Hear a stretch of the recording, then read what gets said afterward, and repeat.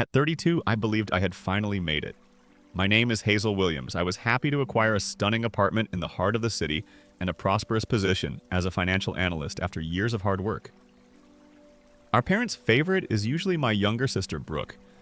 I was well aware of how comfortable my life had become, even if she had a history of reckless conduct. The fact that she would wait until I was sleeping before robbing me surprised me, prior to delving into the nightmare that transpired that evening. Tell me in the comments where you're viewing. If you want to read more about Betrayal Family and how I reversed the situation, click the subscribe button. My parents, Eleanor and Thomas Williams, put forth a lot of effort to support their two daughters when I was growing up in a middle-class Boston neighborhood.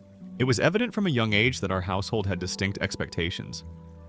With her charming grin and large blue eyes, Brooke, who is 3 years younger than me, could charm her way out of any predicament. My parents lauded her athletic abilities and termed it an accident when she used a baseball to break a neighbor's window when she was 7 years old. They accused the instructor of failing to see her creative mind when she failed arithmetic in the 5th grade. In contrast, I was supposed to be the one in charge. I needed to have flawless report cards. I had to keep my room immaculate. Instead of Brooke's understanding, each error was greeted with disappointment. We were both profoundly impacted by these contradictory standards. I gained a strong sense of independence and financial responsibility that would characterize my adult life, whereas Brooke discovered she could get away with nearly anything. I started working part-time in a neighborhood bookshop at the age of 16. I was saving as much money as I could for college. My parents were clear that I would have to make a substantial contribution, even though they would help with tuition. In contrast, Brooke spent her high school years switching between social groups and activities. She never acquired the self-control that would help her as an adult. During my time at Boston University on a partial scholarship college was a turning point in my life. I kept a 3.9 GPA, worked 20 hours a week at a campus coffee shop, and got competitive summer internships. Those were formative yet hard years. I discovered how to manage my finances carefully, work with little sleep, and never rely on others to fix my issues. I had to deal with the hard realities of the job market during a recession when I graduated. There were very few entry-level financial jobs available, so I applied to several financial businesses and worked as an administrative assistant at an insurance company for 9 months. Despite the growing number of rejection letters, I persisted. My break finally arrived when I was hired by Morton Financial as a junior analyst. Although the pay was low, the opportunity was just what I needed. I progressed through the ranks of the organization for 5 years. Days were 12 hours long. I offered to help with the projects. Nobody else was interested. I became known for my thoroughness and dependability. Due to my unwavering perseverance and constant performance, I was promoted to a senior analyst job when it became available last year. I was able to finally buy my ideal apartment with floor-to-ceiling windows overlooking the city thanks to the significant pay boost that came with that promotion. Having a place that was totally mine seemed like the pinnacle of success after years of sharing a room with someone else and living in a small area. In addition, my high credit score of 820 plus and significant savings were the results of my financial discipline.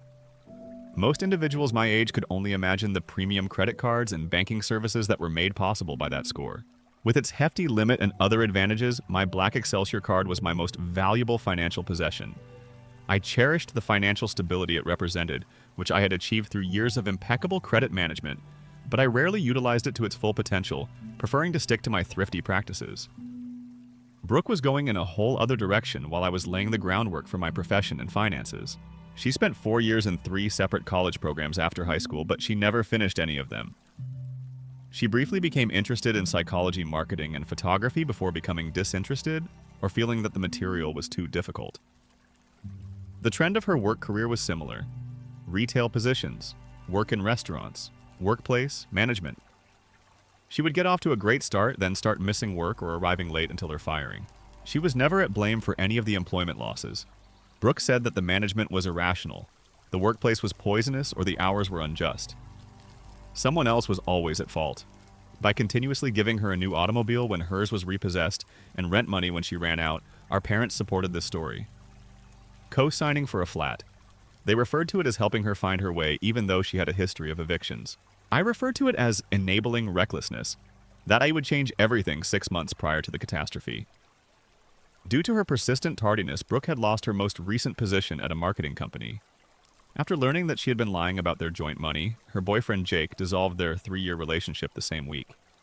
Instead of taking ownership, Brooke briefly returned to live with our parents and became enmeshed in a pattern of internet shopping and going out with friends for which she appeared to find money even though she was unemployed. At our parents' house, Sunday dinners had grown more and more stressful. Even the tiniest achievements, like looking for a job or cooking supper once a week, would get Brooke praise from my mother. Anything that might draw attention to the widening gap between his daughters' lives would be avoided by my father. Whenever Brooke talked about a new item or vacation she was organizing, my father would flinch a little and then abruptly shift the topic. Every time I tried to set limits, people thought I was being cold or unfaithful to my family. I had declined to lend Brooke $2,000 for what she said were interview-appropriate business attire 3 weeks prior to the theft. With my father silently looking at his plate and my mother accusing me of being self-centered due to my success, this rejection resulted in a furious quarrel over dinner. "You've got plenty of money." My mother had said, "Hazel, she's your sister. Family supports family." "There are other ways I could help her," I said. "Guidance about careers, evaluation of resumes, getting ready for an interview." Not money, though. With nothing to show for it, that would go. I was called ruthless by Brooke as she stormed out. It was the same expression I had seen all my life from my parents. "Why don't you simply give in?" was the expression that stated it. "Why must you make things hard all the time?" I drove back to my apartment after leaving supper early that evening, experiencing the same knot in my gut that I had felt since I was a youngster. My refusal to enable my sister made me the antagonist in our family's tale, since I felt that loving her included doing so. I was unaware at the time that my rejection to grant the loan had started a scheme in my sister's mind that would attack the representation of my financial success. I kept my high-end black Excelsior card, which has a $15,000 maximum apart from my other cards. My years of flawless credit management had won me the card. The day before, Brooke had never labored for the card that symbolized everything. The theft was really upsetting. I was finishing up a significant presentation for a possible customer that may generate millions of dollars in new revenue for our company.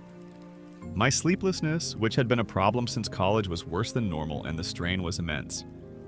For the preceding week, I had been getting 4 hours of sleep on average, and my only means of functioning had been coffee and pure willpower. That evening, around 7:30, my phone rang as I was going over my presentation for the 5th time. Brooke was the one. Her voice was unusually tiny and delicate. "I hate to ask, but I need a place to stay tonight," she added, referring to Hazel. "I'm unable to return to the flat at the moment since Tiffany and I got into a heated argument." Just 2 months prior, Brooke had met Tiffany, her new roommate, through mutual acquaintances. After little knowing one another, they had moved in together, something I had suggested they avoid. "Are you unable to remain with your parents?" I inquired, looking at the screen of my laptop, which was filled with dozens of financial estimates that needed to be reviewed. "This weekend, they are in Vermont for that couple's retreat. Remember," Brooke said, "I swear I'll be out first thing in the morning, so please, all I need is one night," knowing that I required a restful night's sleep before my 9 a.m. Yeah, but the alternative was that my sister would contact pals who might not be looking out for her best interests or spend the night in her car. "All right," I responded at last. "I'll SMS the address to you. When you get there, use the intercom." Although I was certain she already had my address from the housewarming celebration I had hosted 3 months prior, I nonetheless emailed it to her. I started cleaning the guest bathroom and getting additional blankets for the sofa out of the closet, even though I knew better. There were 2 bedrooms in my apartment, but the second was used as my home office, making it totally inappropriate for overnight visitors. 45 minutes later, Brooke showed in with an oddly enormous overnight bag for someone who was only going to be there for one night. Although she indicated that her eyes were somewhat red, I was unable to determine if this was due to allergies or whether she had been weeping. At the door, she gave me a strong hug and expressed her gratitude to me for saving her. She gave me bits and pieces of information about her altercation with Tiffany as we ate a basic meal of spaghetti that I had hurriedly made. She reported a dramatic getaway during the supper, but something about borrowed clothing and shared supplies didn't quite make up. With an expression I couldn't quite decipher, I saw her looking about my flat, taking in the furniture and decor. "When must you depart for work then?" "Tomorrow." I was rinsing our dishes when she inquired casually. "At 9 I have a presentation." I said, "I'll most likely leave around 7:30 to get ready at work. You appear to be under stress." She made a remark. "Are you getting enough sleep?" I was taken aback by the question. Brooke seldom ever cared about my welfare. "Not great," I said. "Due to this project deadline, I have been unable to sleep all week. Do you take anything for it?" she pressed. "Sometimes," I said, not elaborating on the prescription sleep aid my doctor had recently prescribed for occasional use. As I set up the couch with sheets and blankets, Brooke kept asking unusual questions. How secure was the building? Did I know my neighbors well? Was my bedroom door hard to open if it swelled in humidity? Each question seemed innocent enough on its own, but together they formed a pattern. I was too tired to recognize before retiring to my bedroom. I showed her where everything was: the bathroom, glasses for water, the remote for the television. I placed my purse and wallet on my nightstand, as I always did not thinking twice about this habit despite having a guest. My special black Excelsior card was tucked into the inner pocket of my wallet, separated from my everyday cards. I swallowed my prescription sleep medication with a glass of water, set my alarm for 6 a.m., and collapsed into bed. The combination of a week of sleep deprivation and the medication worked quickly, pulling me into a deeper sleep than usual. Normally, I was a light sleeper, waking at the smallest sounds. That night, however, I was completely unconscious, vulnerable in a way I rarely allowed myself to be. At exactly 2 a.m., according to the timestamps that would later become crucial evidence, Brooke crept down the hallway toward my bedroom. She paused outside the door, listening for any signs that I might be awake. Hearing nothing but my deep medication-induced breathing, she slowly turned the handle and pushed the door open just enough to see me lying motionless in bed. With careful, calculated movements, she approached my nightstand. She stood watching me for nearly a full minute, making absolutely certain I was deeply asleep. Then, with delicate precision, she lifted my wallet from my purse. She took it to the bathroom, closing the door before turning on the light to minimize the risk of waking me inside my wallet. She found what she was looking for: my black Excelsior card. She removed it temporarily, using her phone to photograph both sides, capturing all the details she would need: the 16-digit number, expiration date, and security code. She even took my driver's license out briefly to record my billing address details. With the information secured on her phone, she carefully replaced the card exactly as she had found it. But she wasn't done. She needed one more thing. Returning to my bedside with the wallet replaced exactly as it had been, she carefully took my phone from where it charged on the nightstand. She knew that large purchases would trigger security measures requiring verification through my phone. With practiced ease, she used my sleeping face to unlock the phone through facial recognition, then quickly disabled notifications that might alert me to any purchases. She forwarded the verification texts to her own number before deleting the forwarding evidence and returning my phone to its charging position. As she was completing this last step, I stirred slightly, turning in my sleep.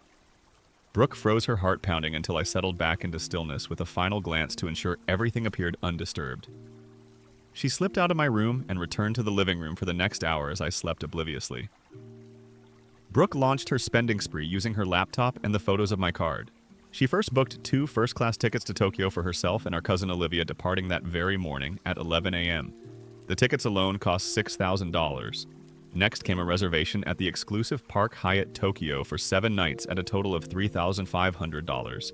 She followed with online shopping at luxury Japanese brands, pre-ordering items to be collected upon their arrival, adding another $5,500. By 3:30 a.m., Brooke had charged exactly $15,000 to my card, the full available credit limit. She had timed everything perfectly, making the purchases in the middle of the night when I would be least likely to see any alerts, and planning a departure that would have her out of the country before I could fully respond. As dawn approached, Brooke packed her overnight bag and drafted a quick note on a piece of paper from my own kitchen notepad. Emergency at Tiffany's, had to run. Thanks for letting me crash. Love you. She placed it on the coffee table where I would easily find it, then quietly let herself out of my apartment at 5:15 a.m., a full 45 minutes before my alarm was set to go off. She had already arranged for a rideshare to pick her up and take her directly to the airport, where Olivia would be waiting with their luggage already packed for the adventure. Brooke had promised her days earlier my sister had executed a perfect crime, or so she thought. I jolted awake not to my alarm but to the persistent buzzing of my phone at 6:23 a.m. through bleary eyes. I saw multiple text messages flooding my screen. The first one made my stomach drop. Excelsior card alert purchase approved for $6,000 at International Airways. The next messages were equally alarming. Excelsior card alert purchase approved for $3,500 at Park Hyatt Tokyo. Excelsior card alert purchase approved for $2,800 at Ginza Luxury Collections. Excelsior card alert purchase approved for $1,700 at Tokyo Electronics Direct. Excelsior card alert purchase approved for $1,000 at Sakura Designer Boutique. And finally, Excelsior card alert. You have reached 100% of your credit limit, $15,000 gone in the middle of the night while I slept. My hands shaking, I sat upright in bed, fully awake now despite the lingering effects of my sleep medication. This had to be a mistake. I never made purchases like these. I had never even been to Japan. I immediately called the Excelsior customer service line, my voice cracking as I reported the apparent fraud. The representative was calm and professional, asking me to verify the suspicious transactions. "No, I did not make any of these purchases," I insisted. "I was asleep. My card is right here in my wallet." I reached for my purse, fumbling to find my wallet. The black Excelsior card was exactly where it should be, nestled in its special compartment. How is this possible? How could someone use my card when it was physically in my possession? As the representative placed me on hold to transfer me to the fraud department, I suddenly remembered Brooke. I called out her name, but the apartment remained silent. I rushed to the living room to find the couch empty. The blankets neatly folded with her note placed conspicuously on top. "Emergency at Tiffany's. Had to run. Thanks for letting me crash. Love you, so be." Something felt wrong. I called Brooke immediately, but the call went straight to voicemail. I sent a text. "Please call me ASAP. Important." Back on the phone with the fraud department, I learned the devastating news. The purchases had been verified through my own phone. The system had sent verification codes that were correctly entered.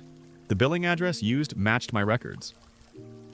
Exactly, because all security protocols had been properly followed. The representative explained it would take time to investigate whether this qualified as fraud. But I was with my phone all night. I protested it was charging next to my bed. I glanced at my phone settings and noticed something odd. The notification settings for my banking apps had been changed. Text forwarding had been enabled and then disabled. A cold realization began to settle over me. With growing suspicion, I checked my wallet more carefully. Though nothing was missing, I could tell it had been handled. The cards were arranged slightly differently than my usual meticulous organization. My driver's license was in the wrong slot. As I scrambled to get ready for my presentation, now hopelessly behind schedule, I noticed other subtle signs of intrusion. My desk drawer was slightly ajar. The bathroom towel was hung differently than I would have left it. Someone had gone through my things while I slept. I called Brooke again and again, each time reaching her voicemail. I tried Tiffany, her roommate, who sounded confused when I mentioned their fight. "Fight? What fight?" she asked. "Brooke told me she was staying with your parents this week because they needed help with some house project." The lie confirmed my growing suspicion. With trembling fingers, I opened Instagram on my phone. The first post in my feed made my blood run cold. It was Brooke posting a selfie from what was clearly an airport terminal. The caption read, "Surprise trip with my favorite cousin. Number Tokyo, number first class." She was tagged with Olivia, our 23-year-old cousin who had always been Brooke's partner in impulsive adventures. The timestamp showed it had been posted just 30 minutes earlier. They were already at the airport about to leave the country with my $15,000. In a panic, I called my parents. Despite it being early, my mother answered on the third ring, her voice groggy with sleep. "Mom, I think Brooke stole my credit card information," I blurted without preamble. "She's charged $15,000 and is about to board a flight to Tokyo with Olivia." There was a pause before my mother responded, her voice instantly defensive. "Hazel, what are you talking about? Brooke would never do something like that." "Mom, I have proof," I insisted, my voice rising. "She stayed at my apartment last night, and now there are charges on my card for flights to Tokyo. She's literally posted on Instagram that she's at the airport with Olivia." "There must be some misunderstanding," my mother said firmly. "Maybe she used her own card and the bank made a mistake." You know how these financial institutions mix things up sometimes? I could hear my father in the background asking what was happening. My mother covered the phone partially, but I could still hear her explaining my accusation in a tone that suggested I was being hysterical. When my father came on the line, his voice carried that familiar note of disappointment. "Hazel, this is a serious accusation," he said gravely. "Brooke has her issues, but she would never steal from family. Perhaps you should check your facts before throwing around allegations like this, Dad. I am literally looking at $15,000 in charges to my card and an Instagram post of Brooke and Olivia at the airport heading to Tokyo," I said, fighting to keep my voice steady.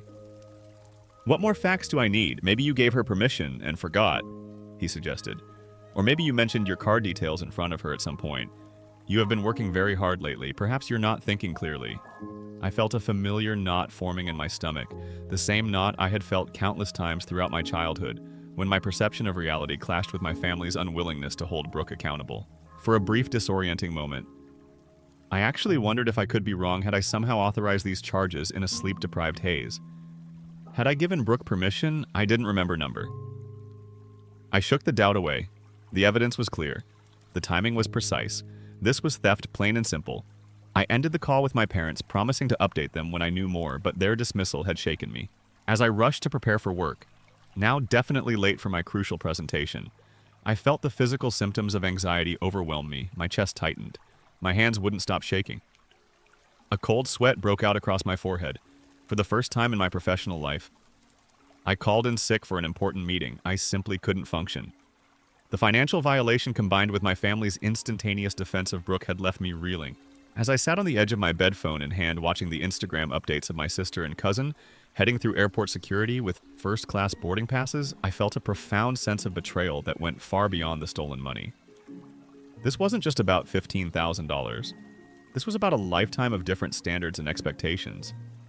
This was about a family system that had always protected Brooke at my expense. This was about the realization that no matter what evidence I presented, my family would always choose to believe Brooke's version of reality over mine. In that moment of clarity, something shifted inside me. If my family wouldn't help me seek justice, I would have to do it myself. If they wouldn't believe me, I would gather evidence so compelling that they would have no choice but to face the truth with newfound determination. I picked up my phone and made another call. Not to my family, but to the police. The local police station was busier than I expected for a weekday morning. I sat in a hard plastic chair, clutching a folder containing my credit card statements, screenshots of Brooke's Instagram posts, and the notes she had left in my apartment. After nearly an hour of waiting, I was finally called in to speak with Officer Garcia, a middle-aged woman with tired eyes and a matter-of-fact demeanor. "This happens more often than you'd think," she said after I explained the situation. "Family fraud cases are actually quite common." She took my statement methodically, asking clarifying questions about the timeline and how Brooke might have accessed my card information. When I mentioned that my family was already dismissing my claims without evidence, Officer Garcia nodded knowingly. "Unfortunately, that's also common." She said families often close ranks even when the evidence is clear. It's hard for people to accept that someone they love could commit a crime, especially against another family member. She explained that because the card was still in my possession and the information had been used, rather than the physical card, this would be classified as identity theft rather than credit card theft. She also warned me that prosecution would be complicated by the family relationship. "You can absolutely press charges," she assured me, "but you should be prepared for family pressure to drop them." I see it in almost every case like this. After filing the police report, I headed directly to my bank. The fraud department representative I met with in person was significantly less optimistic than Officer Garcia because the security verification process had been correctly followed. Using my own phone, the bank considered the charges provisionally authorized. They would investigate, but it could take up to 90 days to determine whether I qualified for fraud protection. In the meantime, I would be responsible for at least the minimum payment on the $15,000 balance, with my rent due in 2 weeks and several other bills pending. This unexpected financial strain was going to be significant. Even with my healthy savings, the knowledge that Brooke was currently flying first class to Tokyo while I scrambled to manage the financial fallout of her theft filled me with a cold fury I had never experienced before. But beneath the anger was a deeper pain, the realization that my sister had so little regard for me that she could steal such a significant amount without hesitation or remorse. Throughout the day, evidence of Brooke's spending spree continued to appear on social media. An Instagram story showed her and Olivia toasting with champagne in their first-class cabin. Within hours of landing, they were posting photos from the Park Hyatt Tokyo, showcasing the spectacular views from their luxury room. By evening, there were images of shopping bags from high-end Japanese brands, exactly matching the charges on my credit card. The most infuriating post came from Olivia. "Best surprise ever from the world's most generous cousin number. Blessed number Tokyo shopping spree." The photo showed Brooke and Olivia surrounded by shopping bags from luxury stores, both wearing new designer sunglasses that still had price tags visible in Japanese yen, equivalent to hundreds of dollars. I saved every post, every story, every piece of digital evidence linking them to the fraudulent purchases. I was building a case that no one, not even my enabling parents, could deny. Speaking of my parents, they called that evening, their tone markedly different from our morning conversation. They had spoken with Brooke, who had apparently offered them an alternate explanation for her sudden trip. She says she won the tickets in an online contest. My mother said her voice hopeful and that Olivia's parents gave them spending money as a graduation gift. I couldn't hold back a bitter laugh. "Mom, do you honestly believe that? When has Brooke ever won anything, let alone first class? Tickets to Japan were thousands of dollars. It's more believable than her stealing your credit card," my father interjected. "You need to drop this, Hazel. You're going to damage your relationship with your sister over what might be a bank error." "A bank error?" I repeated incredulously. "Dad, She literally posted photos of herself buying the exact items that were charged to my card. How can you still defend her? We're not defending anyone, my mother said, though her tone contradicted her words. We're just saying you should wait until Brooke comes home to discuss this calmly, instead of making accusations and involving the police. When I told them I had already filed a police report, the conversation deteriorated rapidly. My father accused me of trying to ruin Brooke's life over a misunderstanding. My mother began crying, saying she had failed as a parent. If her daughters could treat each other this way, neither seemed concerned about the fact that I had been robbed of $15,000 or that their younger daughter was the perpetrator. After ending the call, I received a barrage of text messages from extended family members. Word had spread quickly, and Susan suggested I was jealous of Brooke's free spirit and adventure. Uncle Robert questioned whether I might have given permission while tired and forgotten. Cousin Taylor wondered if this was all an overreaction to Brooke. Borrowing my card for an emergency. Only Uncle William, my father's brother, and the financial pragmatist of the family reached out with genuine concern. "Have you spoken with a lawyer?" he texted. "This is serious, and you should protect yourself regardless of family feelings." His message was the only one that acknowledged the reality of what had happened, and I felt a surge of gratitude amidst my growing isolation. The psychological toll of the situation began to manifest physically. My already problematic insomnia worsened to the point that I managed only 2 or 3 hours of broken sleep each night. I found myself questioning my own worth when my family so easily dismissed my experience. Memories from childhood resurfaced the time Brooke had broken my science fair project, and my parents had told me to be understanding because she was younger. The Christmas she had opened my presents because she couldn't wait for her turn, and was praised for her enthusiasm, the countless times her transgressions were minimized while my achievements were expected. My friend Stephanie became my lifeline during this period. She came over after work most evenings, bringing dinner and a sympathetic ear. Unlike my family, she never questioned the reality of what had happened. "Of course she took your card," Stephanie said firmly. "The evidence is literally on her Instagram. Your family is in denial because facing the truth would mean acknowledging they failed somewhere along the way." Stephanie's clear-eyed perspective helped me maintain my own sanity as the gaslighting from my family intensified. With her encouragement, I continued methodically gathering evidence. I documented the timeline of events, secured copies of the transaction records, and compiled screenshots of all social media posts connecting Brooke and Olivia to the stolen funds. I also reached out to my law school friend Derek, who specialized in financial crimes. He reviewed my evidence and confirmed what I already suspected. I had a strong case for criminal charges against my sister. "But are you prepared for what that means for your family?" he asked gently. "Once you go down this road, relationships change permanently. Some never recover." I thought about his question for a long time. Was I ready to potentially fracture my family beyond repair? Was justice for this theft worth the possibility of permanent estrangement from my parents? Did I have it in me to send my own sister to court, or possibly even jail? The answer came to me while watching yet another Instagram story of Brooke and Olivia enjoying an expensive sushi dinner, laughing without a care in the world. What hurt most wasn't the money, though. That was significant. It was the complete lack of remorse, the absolute absence of consideration for how her actions affected me, the brazen confidence that once again there would be no consequence for her behavior. This wasn't just about the $15,000. This was about breaking a lifelong pattern of enablement and denial. This was about finally establishing that my boundaries mattered, that my financial security was not a resource for Brooke to plunder whenever she wanted something she hadn't earned. I spent the week preparing for their return. According to the flight information I had found in my credit card transactions, Brooke and Olivia would be arriving back in Boston the following Sunday. I knew my parents would welcome them home, probably with celebration rather than confrontation. I had no doubt that Brooke had spun an elaborate story to explain their luxury vacation. One my parents were all too willing to believe, but this time would be different. This time I had evidence no one could deny. This time I was ready to break the cycle, regardless of the cost to our family dynamics. As Sunday approached, I steeled myself for the confrontation to come. The stage was set for a family reckoning, unlike anything we had experienced before. Sunday arrived with a sense of inevitable tension.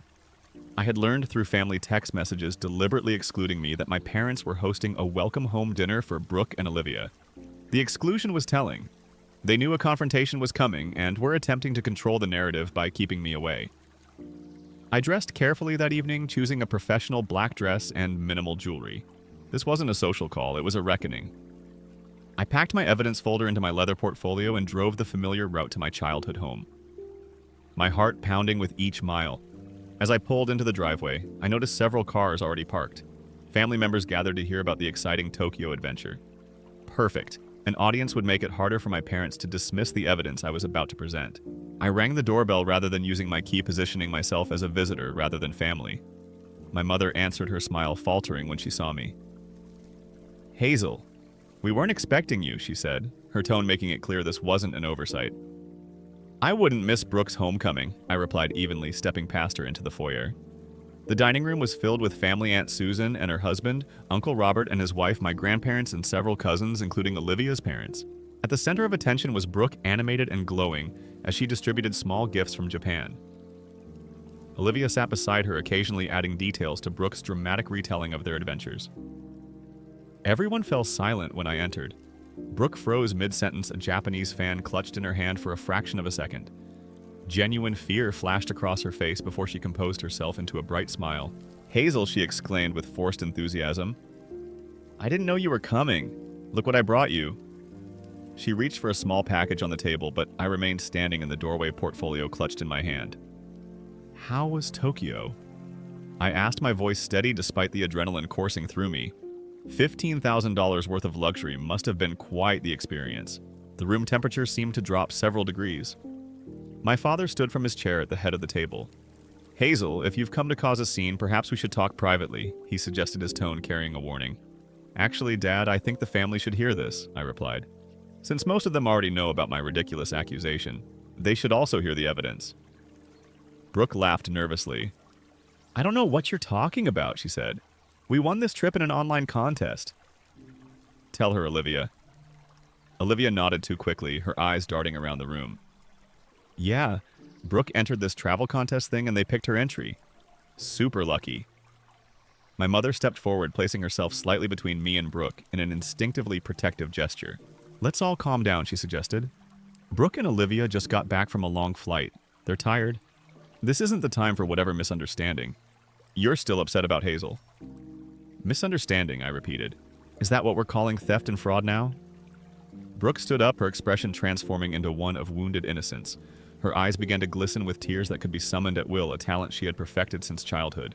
"I don't know why you're doing this," she said, tremulously.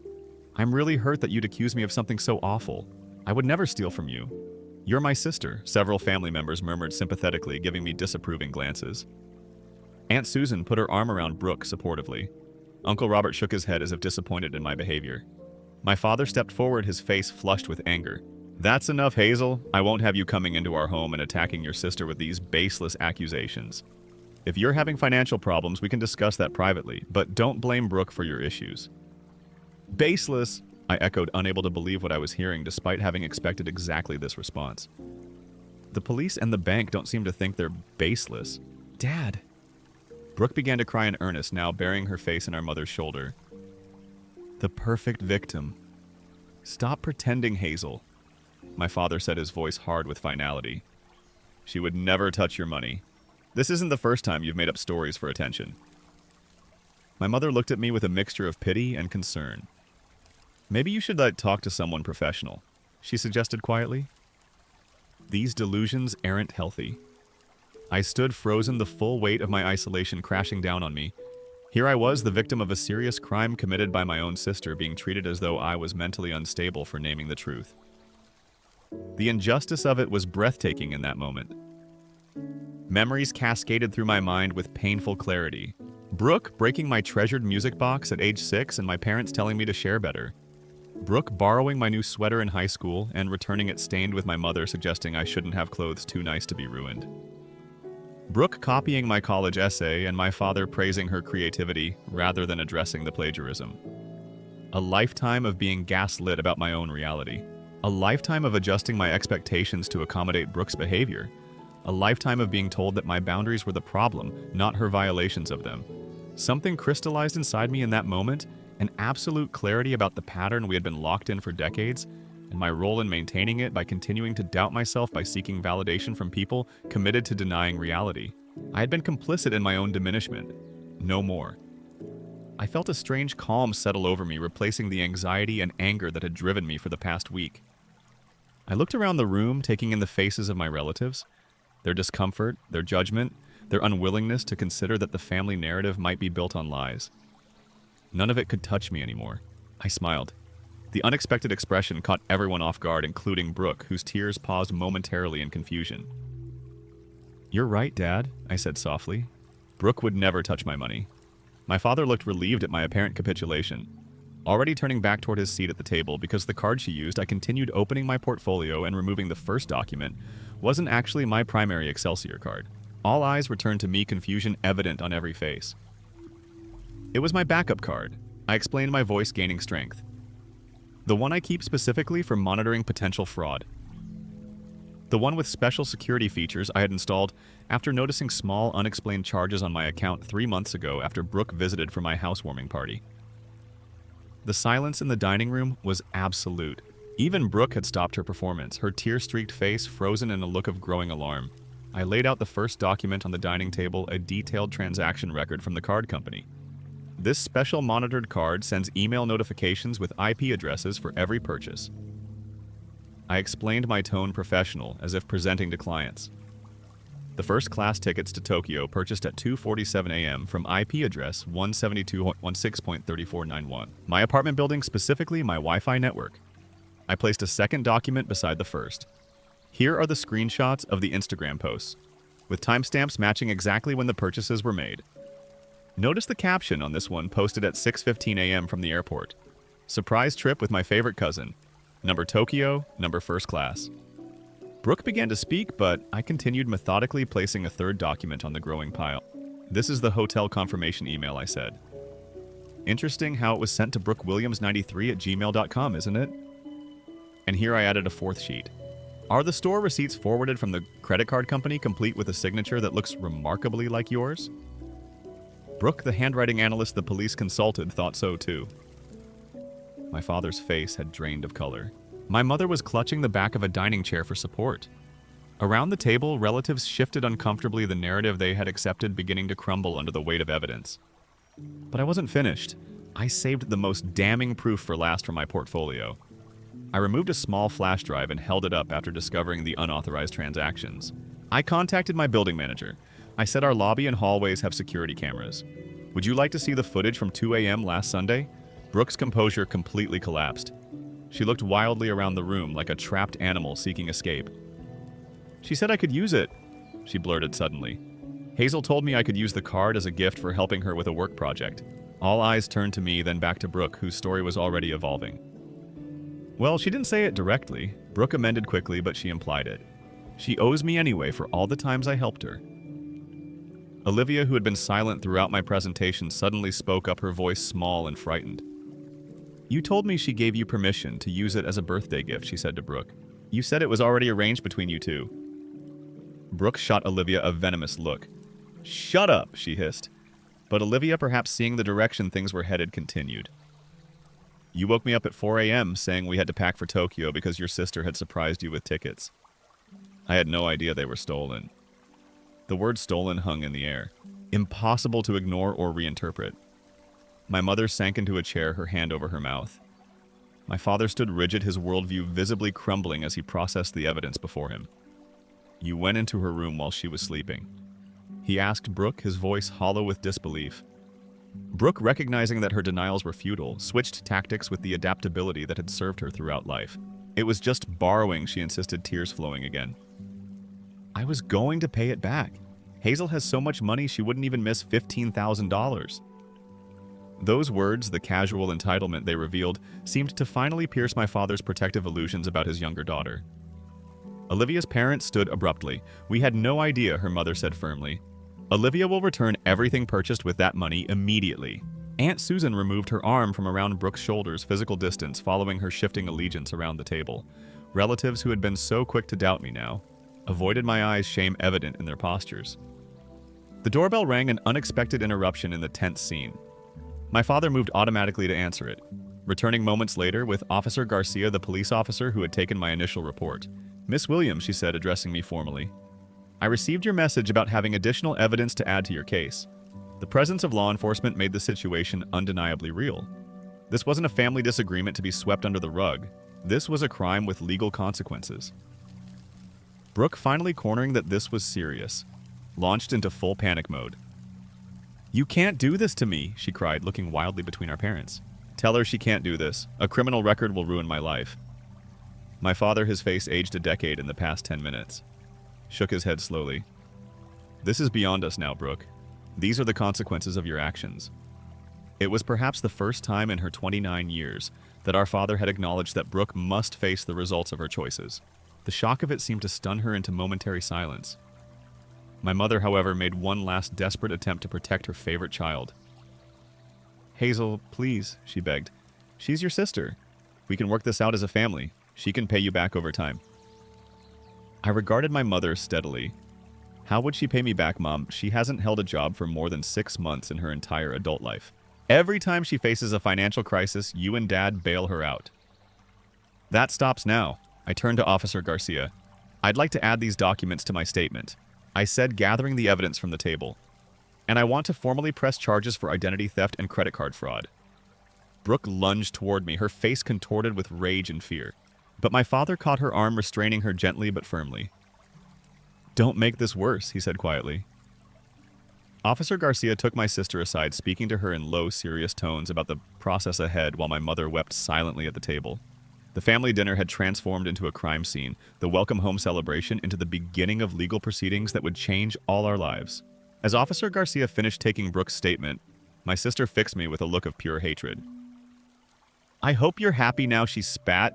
"Ruining my life over money. Is that all I am to you? A dollar amount?" I met her gaze calmly. "This isn't about money, Brooke. This is about consequences. You've never had them and it's damaged you. Maybe this will finally help you grow up." In the days that followed, my parents scrambled to contain the damage. They offered to pay the entire amount immediately if I would drop the charges. They brought in family friends who were lawyers to discuss alternatives to prosecution. They appealed to my sense of family loyalty, to my compassion, to my concern for Brooke's future. But I remained firm. This was a felony theft. The amount was significant. The violation of trust was profound. And most importantly, the pattern needed to be broken for everyone's sake, including Brooke's. Judge Morrison, a stern woman in her 60s, seemed to agree. When the case finally reached her courtroom, she ordered full restitution of the $15,000, 2 years of probation, and 200 hours of community service for Brooke. The felony charge would remain on her record, a permanent reminder of the night she crossed a line that could not be uncrossed.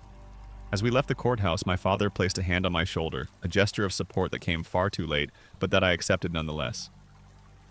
"I think we failed you both," he said quietly, "in very different ways." It was the closest he would come to an apology, but it was a start. The 6 months following Brooke's conviction were a period of profound change for our entire family. The immediate aftermath was painful and chaotic, with my parents still desperately trying to shield Brooke from the full impact of her actions. They offered to pay her restitution, which I refused. They tried to find loopholes in her probation requirements, which I opposed.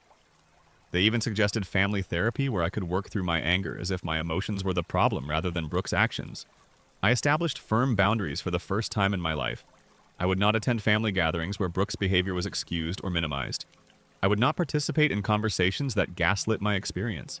I would not pretend that what happened was a misunderstanding or a one-time mistake. These boundaries were met with resistance at first. My mother accused me of being unforgiving. My father suggested I was punishing the whole family for Brooke's mistake. Extended relatives urged me to move on for family peace. But I held firm, and slowly a new family dynamic began to emerge from the ashes of the old one. With the case concluded and her legal obligations clear, Brooke faced real consequences. For perhaps the first time, the job opportunity she had been pursuing fell through when her background check revealed the fresh felony conviction. Our parents, finally recognizing the damage their enabling had caused, established their own boundaries. Brooke would need to find employment and support herself. They would not provide financial assistance beyond helping with her initial restitution payment, which she would repay them over time. For someone who had always been rescued, these new expectations were a harsh awakening. Brooke cycled through familiar patterns, denial, blame, self-pity, but found that they no longer worked. Reality had finally caught up with her. Olivia, perhaps the least culpable player in the drama, made genuine efforts to make amends. She returned all the items purchased with my stolen card and wrote me a heartfelt letter of apology. "I didn't know it was stolen money, but I should have questioned where it all came from," she wrote. "I'm sorry I was a part of hurting you. I'm trying to be more thoughtful about the choices I make and the people I trust." I accepted her apology and even met her for coffee occasionally. Her remorse seemed genuine, and I saw no reason to punish her permanently for Brooke's manipulation. My own healing process was complex and nonlinear. I started therapy to address not just the theft itself, but the lifetime of family dynamics that had led to it. Through weekly sessions with Dr. Marshall, I began to understand how I had internalized the belief that my needs and boundaries were less important than Brooke's feelings. I learned to recognize the subtle ways I had been trained to doubt my own perceptions when they conflicted with the family narrative. The support group for victims of family financial abuse that Dr. Marshall recommended was particularly helpful. Hearing other stories of betrayal by those who should have protected them helped me feel less alone. More importantly, witnessing those further along in their healing journey gave me hope that I could rebuild my sense of security and trust. My friendship with Stephanie deepened through this period. She had stood by me when others doubted, offering practical help and emotional support without judgment. We began a tradition of Sunday brunches, creating a new ritual to replace the family dinners that had once filled that time slot. "Your boundaries aren't just for you," she told me during one of these brunches. "They're actually a gift to Brooke too, even if she can't see it yet." Real love sometimes means letting people face the natural consequences of their actions. Professionally, I channeled my experience into a new focus after securing a full refund from my credit card company. I developed a financial literacy presentation for my firm's community outreach program with special emphasis on protecting oneself from identity theft, particularly from family members. A surprisingly common problem. 6 months after the court case, our family gathered for Thanksgiving. The invitation had come from my father directly with an unusual addendum. "Brooke has something she wants to say to everyone, and especially to you." I arrived at my parents' house with guarded optimism. The atmosphere was markedly different from family gatherings of the past. There was a tentative quality to the conversation, as if everyone was carefully finding their way in this new reality, where uncomfortable truths were acknowledged rather than buried. Brooke looked different to the flashy clothes and perfectly styled hair, had been replaced by a simpler, more practical appearance. She had found work as an administrative assistant at a small accounting firm, a position well below her capabilities, but one of the few options available with her record. The humbling experience seemed to have initiated genuine change. After dinner, she asked for everyone's attention, her hands visibly trembling as she spoke. "I want to thank everyone for being here," she began. "But mostly I want to apologize to all of you for the embarrassment and pain I caused our family, and especially to Hazel." She turned to face me directly, her eyes meeting mine without the manipulation or self-pity that had been her trademark. "What I did was inexcusable," she said. "I stole from you. I violated your trust. I put my desires above your basic right to security. And when confronted, I lied and tried to make you seem crazy for telling the truth. I'm deeply ashamed and I don't expect forgiveness. But I want you to know that I'm working to become someone who would never do those things again." The sincerity in her voice was something I had rarely heard from my sister. This wasn't the performance of remorse she had perfected over years of minor transgressions. This was genuine accountability. I won't say that moment instantly healed our relationship. Trust once shattered rebuilds slowly, if at all. But it was a beginning. A small stone in the foundation of whatever new relationship might be possible between us. Our parents, too, were learning and growing. My mother had started attending Al-Anon meetings, recognizing that her enabling behavior had patterns similar to those in families dealing with addiction. My father had become more reflective, occasionally acknowledging the ways his parenting had contributed to our difficult dynamics. The holiday wasn't perfect. There were still moments of tension, old habits that threatened to reassert themselves. But beneath the awkwardness was something new: honesty. We were finally seeing each other clearly without the distorting lens of denial and favoritism that had defined our family for decades. As I drove home that evening, I reflected on the strange journey that had begun with a theft of $15,000.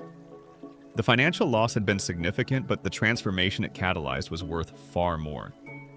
I had found my voice, established my boundaries, and learned that I could survive the disapproval of those whose love had always seemed conditional. Sometimes the most valuable things we gain come from the losses we never wanted to experience.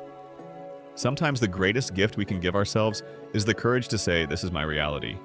This is my truth. This is my worth. And I will not allow anyone to tell me otherwise." Have you ever had to stand up to family when no one else would believe you?